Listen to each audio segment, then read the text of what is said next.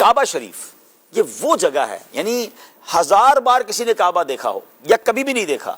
اور لاکھوں بار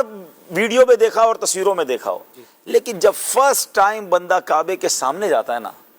میں کہتا ہوں ختم ہے نا، جو اس کی کیفیت بنتی ہے وہ لفظوں میں بیان ہی نہیں ہو سکتی۔ بندہ اتنا سا ہو جاتا ہے،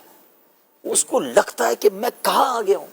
میں واقعی کعبے کے سامنے ہوں، میں رحمان کے گھر کے سامنے ہوں، میں کریم کے گھر کے سامنے ہوں، پھر آنکھوں سے خود بخود آنسو بہتے ہیں۔ اور علماء نے ایک بڑی پیاری بات بھی فرمائی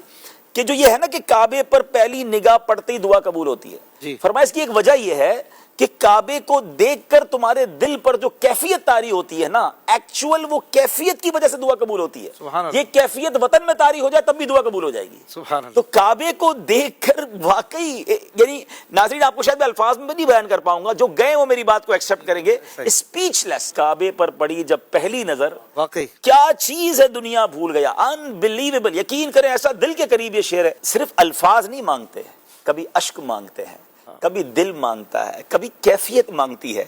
ارے ہماری ماں، ہم جب بولتے نہیں تھے تو وہ رونے سے سمجھ جاتی تھی کہ پیٹ میں درد ہے یا کان میں درد ہے یا بھوک لگی ہے، تو وہ تو خالق کائنات ہے، آپ اس کے گھر کے سامنے کھڑے، نہ نکلے الفاظ،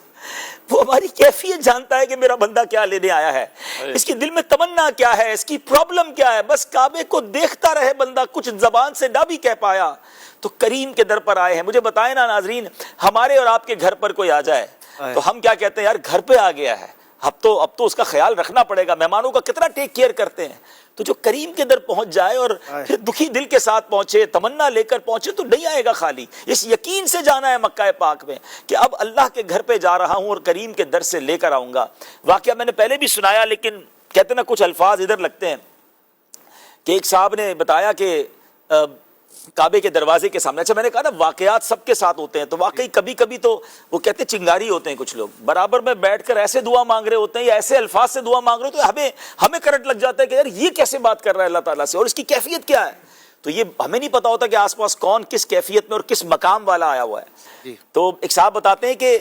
کعبہ شریف کے بالکل دروازے کے سامنے ایک بلوچ سردار تھا، اور وہ بلوچ سردار کیا کہتے ہیں، بلوچیوں کی اپنی ایک روایات ہیں، تو اس نے ایک جملہ کہا، کہتا یا اللہ ہمارے دروازے پر اگر کوئی دشمن بھی آ جائے نا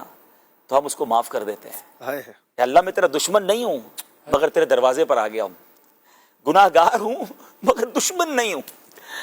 اللہ اکبر۔ اب یہ دیکھیں نا کیسے الفاظ ہیں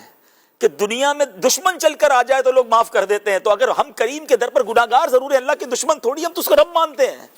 تو کعبے پر جانا تو خوب آنسو بہانا، کعبے پر جانا تو خوب دعائیں کرنا، اور یہ سوچ کر جانا کہ اب بخشوا کر بھی آنا ہے اور اب گناہ نہیں کرنے، اس کریم کی اب نافرمانی نہیں کرنی۔